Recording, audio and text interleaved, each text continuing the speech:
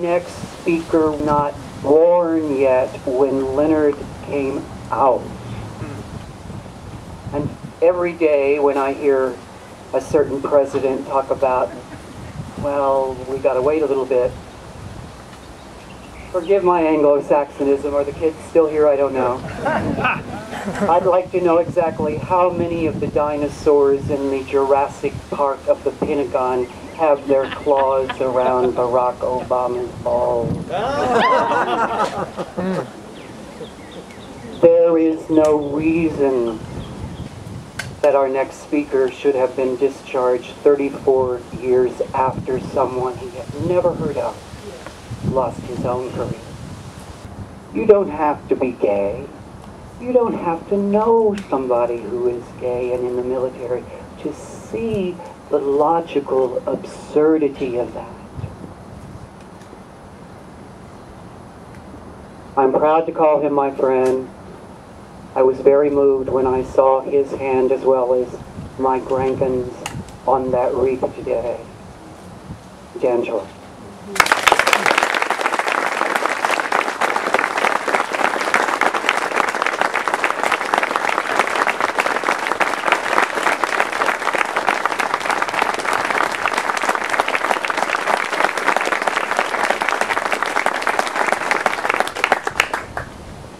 There was a king in the Middle East who commissioned a poem because he wanted to be remembered for all of his rank and his riches. And he commissioned one of the best poets he could find. And the poet wrote, Al-khaylu wal-laylu wal-bayda'u ta'rifuni wa-sayfu wa-rimhu qardasi wa-qalamu ana iladhi nadra i'amal al-sha'ri wa asma'at kalamati man bihi samamu. Mutanabbi wrote that the desert and the camels, they know who I am. The sword and the spear, the pen and the paper, they all know who I am. I am the one that makes the deaf to hear my poetry. I am the one that can make the blind to read my prose. Nobody remembers who that king was. Nobody knows, but they all remember the poet. Because he said, we know who you are. Yes. And your identity will be remembered, not by your rank and not by your riches, but because of what you did, and because of your poetry, and because of your message. And we have a message here today. It's not just for President Obama, and it's not just for every member of the Congress, but it's also a message to ourselves. How dare you encourage anybody right now, for the sake of riches or for the sake of rank, to stay in the closet?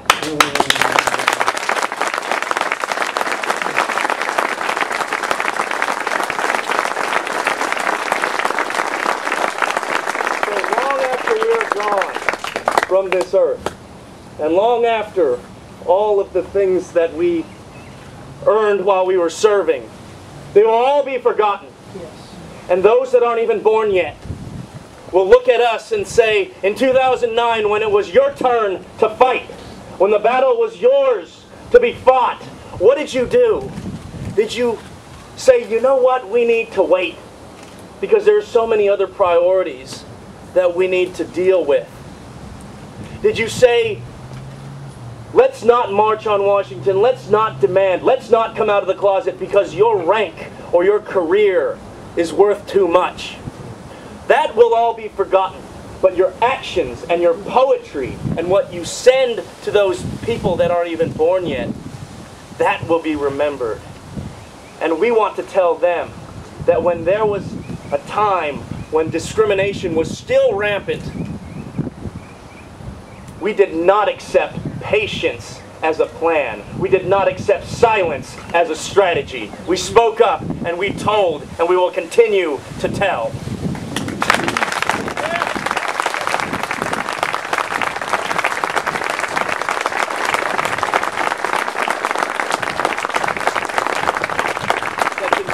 The story of so many people, and on CNN I must have talked about some of my friends, and it's quite a possibility for myself that I get an other than honorable discharge where I won't be able to reap the benefits of my service. to include the Montgomery GI Bill, veterans home loan benefits, or even going to a veterans hospital with a certain kind of a discharge. I know there's many here that have suffered that or worse. Well, one of my friends from Iraq, an Iraqi doctor, we helped to rebuild his hospital. He said, I've seen some of your stuff on YouTube. And he told me, brother, I know you're gay, but I still love you. And if your country that sent you to my country won't give you medical benefits, won't let you step into a hospital, won't treat you, then you can come to my hospital in South Baghdad any day, and I will treat you.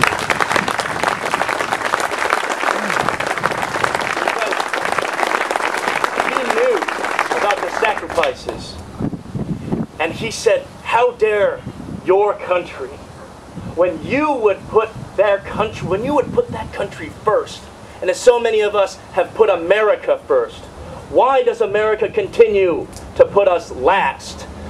And we answer in return that we will never ask. Now is not the time for asking. Now is the time for telling. And we will tell, and we will never stop telling. He also told me that he loves this poem that I always recite at rallies or on TV. He corrected my grammar. He said it rings so clear and so far across the oceans. انت حر أمام الشمس نهار وانت حر أمام قمر الليل وكواكب وانت حر حيث لا شمس ولا قمر ولا كواكب لكن انت عبد لمن تحب لأنك تحب وانت عبد لمن يحبك لأنه يحبك. You are free. You are free. You are free before the noonday sun, and you are free before the moon, and you are free before the stars, and you are free when there is no sun. You are free where there's no moon. You are free where you can't even see a single star. But you are a slave. You are a slave to the one you love because you love him. And you are a slave to the one you love because he loves you back. Gibran Khalil Gibran says this, and I know it. I have fought for many things, and I know that freedom can be very expensive. Take it for somebody who has been to war, and now take it from somebody who understands what it means to love. Of all those things that are worth fighting for, our love is certainly worth fighting for. Our love is worth it. Thank you. Absolutely.